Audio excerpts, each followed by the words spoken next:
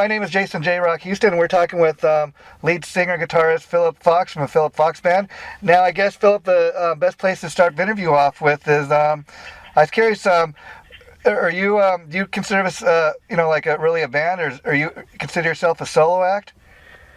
No, we're definitely a band. Okay.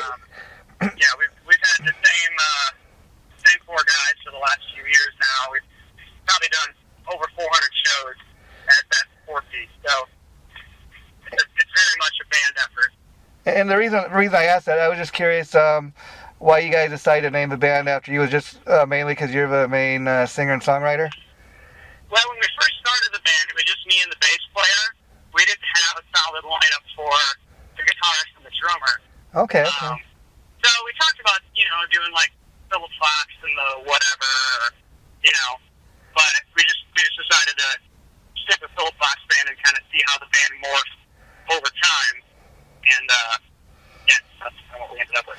Okay, now, I gotta be honest with you, Philip, until your publicist sent me the press release about your upcoming album. I've never heard of a Philip Fox Band, so what I'd like to do with this interview tonight is kind of talk a little bit about the history of the band so people can find out all about your band. So, what year were you guys first formed? 2011. 2011, and where's home base for the band these days? We're based out of Columbus, Ohio. Columbus, Ohio. Okay, and is there much of a music scene there? There is. Most of it's under the radar. It's a really diverse music scene, actually. There's garage soul and funk. There's a really good metal scene there. Not a big country scene, though. So Yeah, we're kind of the odd men out. Yeah, because I was gonna say, I was gonna let you know. Typically, you're talking to a guy right now who typically listens to hard rock and metal. But I gotta tell you, when I put on the CD of the Philip Fox Band, I was very impressed. I would kind of describe you guys as kind of almost like I would call it more of a country rock band. Would you say that's a fair assessment? Yeah, we call it country fried rock and roll. Okay, yeah. It seems to paint the right picture in people's minds. It's definitely a mix of southern rock and country. Yeah, and, the blend, as you heard on the record, it kind of varies from song to song. Yeah, because and the reason I bring that up is because again, I'm typically a guy who listens to hard rock and metal, but when I put on your CD, I guess I was pretty impressed with what I heard. I mean, I think for any band to really make it these days, you got to have talent, which you guys seem to have. You got to have the songs, and you can call it whatever you want, as they say, but when I think of southern rock, I kind of think of like Leonard Skinner. Do you guys, you got a little bit of rock and roll, you got a little bit of a country vibe to what you do. So I was curious, when you were growing up, were you kind of influenced by all kinds of music, or would you say you lean more towards country or rock? Well, my dad definitely raised me on like a lot of the early 70s stuff. Yeah. I grew up, we always had a lot of the like Jim Croce and that kind of stuff in the house. Oh, okay. He was a huge Eagles fan, a huge Eagles fan. Yeah, I can kind of hear that. I guess kind of early on that country rock thing was, introduced to me as this is really good music. Yeah. You grow up and you rebel and you listen to Nirvana. And then you get a little older and you want a little more quality in things. So. Yeah, but I think people dig what you guys are doing, especially people that give it a fair listen. What I mean by that, you got these kids nowadays that like I said, I'm into metal. I don't listen to nothing but metal. But I think if people would put on the CD, for example, and they give us stuff a fair listen, they'd be impressed, because like you're talking about, you were influenced by the Eagles. I can kind of hear that in your music. And when I put on the CD too, I was really impressed with the songwriting. That's a big part of any band's success. So I want to talk a little bit about the songwriting now. Like typically when you write a song, being that you're a singer, I was curious, do you usually start off with the music, guitar riffs and that, or do you usually write your lyrics first? Yeah, to be honest, I've written them all different ways. Oh, okay. I've had songs like Ava Lee on the record that started with that opening guitar riff. Yeah. I've had like Loving You, that song just started with I had that melody and no words, and I kind of built the song around that. Nothing Worse Than Weep started with a lyric, more of like a poetry concept of what I wanted a song to say. and then kind of built the song around that. So I mean, I've done it a lot of different ways. I can't say that there's one way I go about writing. I hear you, and and I was curious because when I listen to the songs on the CD, a lot of it is great storytelling. Like I said, you put these songs on and you can kind of you take the listener on a journey, if you will, and I think that's the best kind of music to listen to. I appreciate that, man. Yeah, no, that's my take on it too. I mean, I feel like if I'm going to be singing these songs, 1,000 or 2,000 times, I might as well be singing about, something that I feel confident in and that's interesting. I don't want it to be so, obscure that no, it can mean anything to anybody. I mean, there's songs out there that are like that, but I've just never been interested in writing that kind of stuff. Yeah, and again, I got to be honest with you, Philip. Until your publicist sent me the information about your upcoming CD and about the band, I've never heard of a band, and I was starting to look you guys up on the internet. There's starting to be quite a bit of a buzz about you guys, and being a band that's been around 11 years, I got to ask, what do you think it is 11 years into your career, but people are finally starting to take notice of you guys? Oh, well, we only started in 2011, so the band's only 3.5 years old. Oh, excuse me. Okay. Yeah, but again, so is this your first official release, or have you released previous albums in the past? Yeah, we had a 5-song EP that we put out in 2012, so just about 2 years ago. Oh, okay. And so that came out. That was like us putting the stake in the ground and saying this is what the band sounds like. But we've grown just a lot since then, and we've played 350 shows since that time. And we've just been on the road, going out and taking the music live to people. And so this is our first full-length release. We're putting kind of everything we have behind it, which is why guys like you are hearing about us now. Because before we were just focusing on let's write the best music we can, let's put on the best show we can, let's make sure that this thing is solid before we really push it out there. And all the feedback we've gotten has been overwhelming. And so, you guys, as far as your plans to tour behind the new album, I was curious. Do you think first you'll start to tour off opening for other bands, or you plan to do your own headlining shows? Yeah, we haven't really, because our sound is it's not really firmly planted in one genre. Yeah. We don't have that luxury that a lot of other bands have, where it's like, oh, we sound like this group, so put us on a tour with these guys. We just haven't found that right niche yet. So yeah, most of it when we go out is we're headlining our own shows. We've done a few opening things. We do a lot of festivals like county fairs and things like that, and that stuff goes really well for us.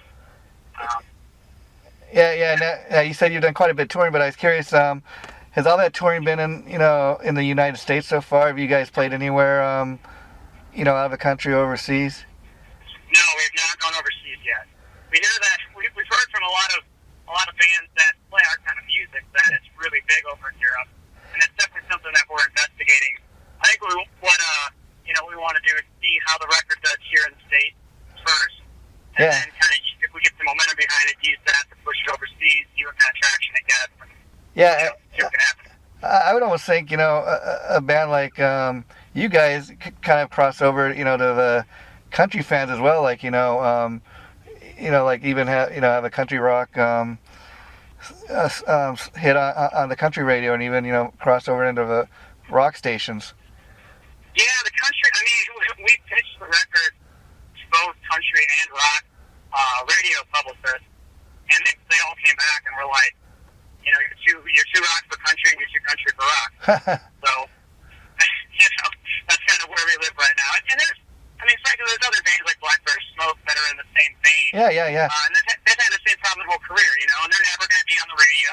But so what? They make great music. They put on a killer live show, and their fans love what they do, and they're doing fine without radio. Yeah. And right now, you guys are at the point where it's just a matter of getting your name out there, and the more touring you do. So, has the album officially been released, or is it coming out in a few weeks? Yeah, the record officially drops on September 2nd. Pre-orders open on August 19th. Oh, okay. And now talk a little bit about the power of internet, because Sorry, I lost you there for a second. okay, I was saying let's talk a little bit about the power of internet. Sorry, hold on, man. That's all right. No worries. Okay, there's an ambulance by. Okay. One more time. Okay, so I was saying, talk a little bit about the internet. I mean, that's got to be a pretty powerful tool for you guys as far as interacting with your fans and that. It must kind of trip you out that you guys are a tiny band from the United States, and I'm sure you get emails from other countries, people telling you that they've heard your music. That must kind of trip you out. Yeah, I mean, we get a little bit of that. I mean, honestly, we haven't put a ton of. I mean, we have a website, a Facebook page, a Twitter, and all that stuff. But we're really just now starting to put a lot of focus into spreading the word beyond, just going to shows and having people, like us on Facebook because they saw us live. So, I mean, honestly, our reach has been, geographically sort of tied to our touring base. Mm-hmm. But we're starting to see that change a little bit right now. We'll see how that continues. Yeah, and now you said you guys are at a sound check right now, so I guess you have a show tonight you're playing? Yeah, we're playing at Tin Roof in Indianapolis. Oh, okay, wow. So again, you guys, I guess, are headlining the show tonight, and who's opening up for you? Oh, actually, it's just us. Oh, okay. Single band bill. Oh, okay, cool. And so, like you said, when people, what's the reaction you get when people come out to your shows? I mean, especially like you said, a lot of people are just finding out who the band is. So, are you finding out, people coming up to your shows that they're really impressed with what you guys are doing? Yeah, I mean, we get a lot of that, that Billy Joel line at Piano Man. What the hell are you guys doing here? Yeah. And that, I mean, we're in a situation where, we've logged more stage hours than most bands 3 times as old as us. Uh-huh. And so our live show is just super tight. I've got incredible musicians on the stage with me. And, so, I mean, the caliber of the live show that we're delivering is at a national level. So now it's just about getting the word out and letting people know that, our recorded music is out and it's just as good. And, we're just going to have to pay our dues and let time do the rest. And so I was curious, as far as the guys in the band, are these guys you grew up with, or guys that you just found through auditioning them and that? So Jonathan Campy, the bass player, he and I go back to we were 17, I think, when we first met. Oh, okay. I was working at a studio in Toledo, Ohio, and he came in and was actually playing cello on a song, and the dude was just shredding this cello. Wow. So we ended up hitting it off, and it turned out he played bass as well, and so it was just one of those things. Like, we'd known each other for a while, and circumstances finally put themselves together that we could start this group. So. Wow, and so like you said, the band's been around for about 3 or 3.5 years. So have you always been a musician, or did you just recently, when you put this band together, start making music your full-time career? Yeah, I grew up playing music. I took a little bit of time off, in my early 20s, and went to college and got an office job, and I just couldn't do it, man. All I'd ever wanted to do since I was a kid was play music, and I decided to give the easy life a try, and it just wasn't for me. So this is 2.0, I guess you could say, of being a full-time musician. Yeah, and so talk a little bit, from going a guy who had an office job and always wanting to do this music thing. What's it like to finally, be in a band, a Philip Fox band named after yourself, where you got a record coming out, the word is being spread about your band all over the internet and stuff, and you guys are doing live show. I mean, even though you're not, a lot of people don't know about you guys yet. You're kind of living the dream. That must be an amazing feeling. Yeah, no, some days it's so much work that it's hard to even stick your head up and realize what's going on. And then other times, like we were playing this festival, we got invited to play our hometown arts festival, and it's down on the river. It's huge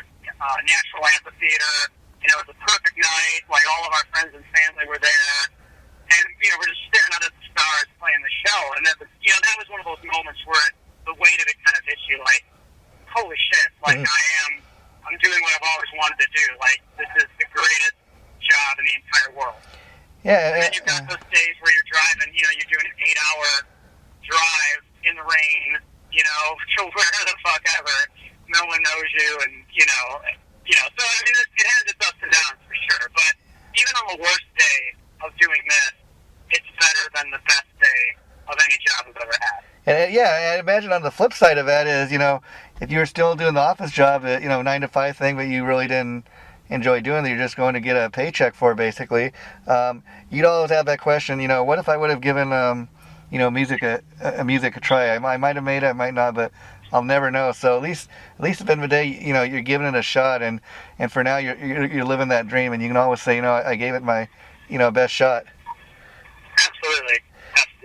Yeah, and now I was curious, what are the plans once the album comes out? I mean, you guys are doing some touring now. You have any plans to shoot any videos, or will that depend kind of on how well the album sells? Yeah, we definitely want to do a video for the record. It was just a question of when we put it out. We only have so much money. Yeah. We're independent. We don't have a label backing us, so we put the money where we thought it would be best used, and then once we get through the release and kind of see how things are going, we can determine what to do for the video out, what it looks like, all that kind of stuff. Yeah, because it amazes me that back in the day when we were growing up, videos and that, when they used to have MTV and they actually played music and stuff, every major band would put out a music video, and not as many bands do it these days, but the ones that do, they just release it on YouTube, and it's amazing. Like if your fans are that much into your music, they'll go to YouTube and check out what you guys do. In many ways, I think the record industry screwed it for themselves now.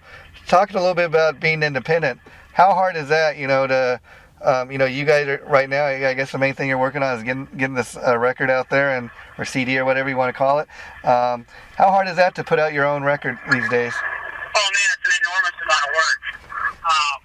But at the end of the day,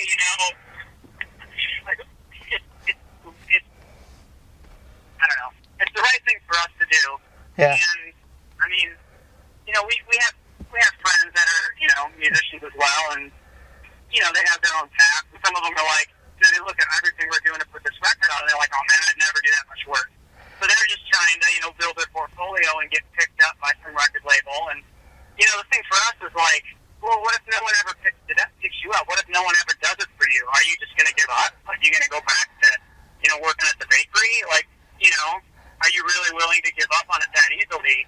And for us, we just decided, like, we're not gonna let our success be dependent on, some other kingmaker or the whims of, an executive at the label. We've had so many friends that have gotten signed, to a booking agent, an exclusive booking agent deal, and then the guy they signed with leaves the agency, and then no one there really cares about what they're doing, and so they don't play a show for like a year, and it's like, wow, like I don't want to put ourselves in that situation where, one person can make a decision and they just, it's just done. You can't play music anymore. Like, it just doesn't make any sense to me. Yeah, I mean, the way you guys are doing it's hard work, but I always think if you put the hard work into it, hopefully you'll reap the benefits of your, hard work. And the thing, like you're saying, is, at least you don't have a guy in a suit telling you, no, go back in the studio and write some more songs. I don't hear a single here. I don't like any of this crap you guys have. And that's exactly it. We're just all so tired of the music that keeps getting shoved down people's throats today. I mean, the radio is just, and it's not just me saying it. I mean, the people that come to our shows and love what they hear, they love it because it's of a quality that they just can't get, in mass media. And the record, Heartland, that record could have never been recorded if we were on a label. There's no way a label would have let us put the time that we put into it to make that record and to put those songs on that record. See, and like we're saying, if you had a label, they might not have let you release the record you want to. They might have told you, we need at least 5 or 6 singles.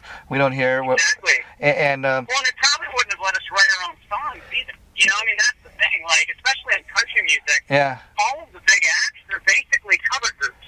Yeah. They're singing the songs that these middle-aged dudes in condos in Nashville, right?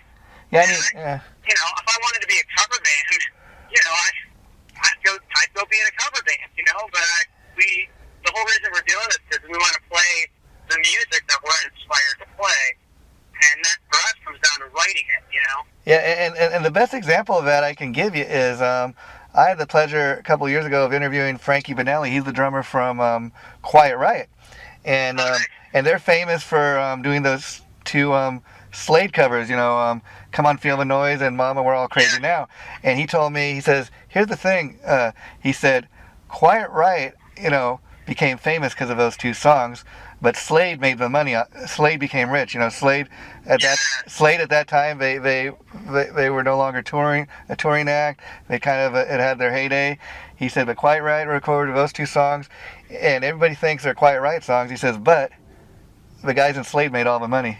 And so that's kind of a trade-off, like you're talking, and then the other thing too is I got to tell people, like, again, when I put on this album you guys have coming out September 2nd, it's real solid songwriting. If people take the time to listen to it, you take them on a journey, it's great storytelling, and that's the thing that impressed me the most is the songwriting. If people just take the time to listen to it, they'll be pleasantly surprised at how good it is. And I think, like you're saying, if you had outside writers come in, because when I listen to CD, it sounds like it was written and it comes from the heart. It doesn't sound like, it was manufactured or anything, like if you had a bunch of outside writers, if you know what I mean.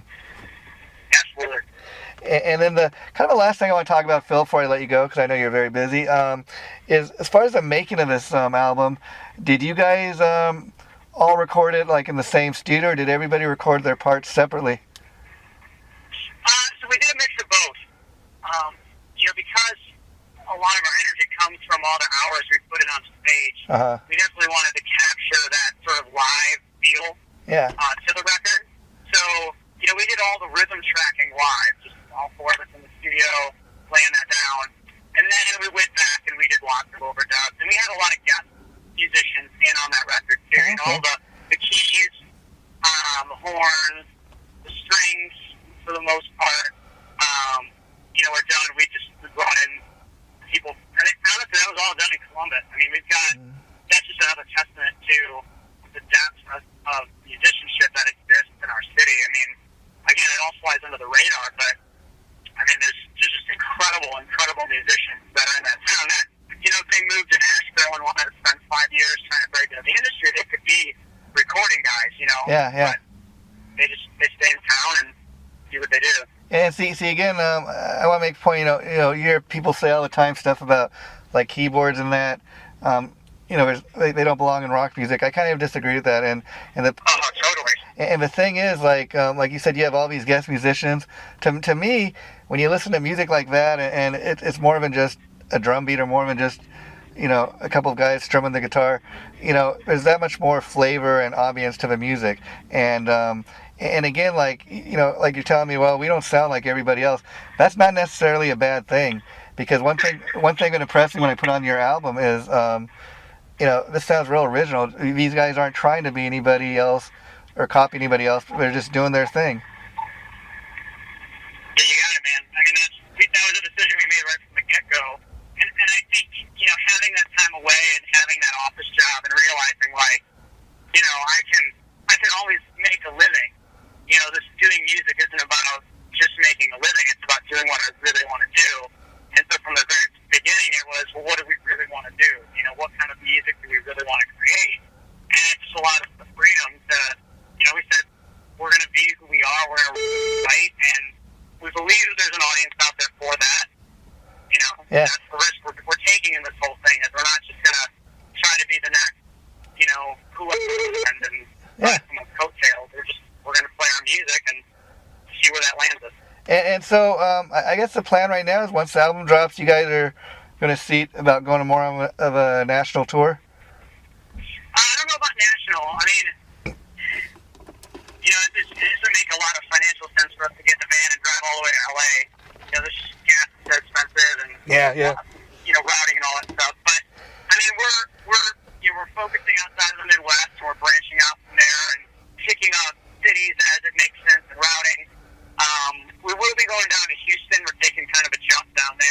Okay. in the fall, and we're hoping that turns into a circuit that kind of goes south and then south central for us. So I mean we're taking some risks, but we're doing it as smart as we can. Well, Philip, once again, thanks for doing this. I know you guys are at Soundcheck, so I'm going to let you go. I want to thank you for taking time to do this out of your very busy schedule, and I'd like to maybe talk to you again in a few months after the album is dropped and see how it's doing and what kind of response you guys are getting, and because I really enjoyed listening to the album, like I said, and I think more people just need to hear it, and they'll be equally impressed.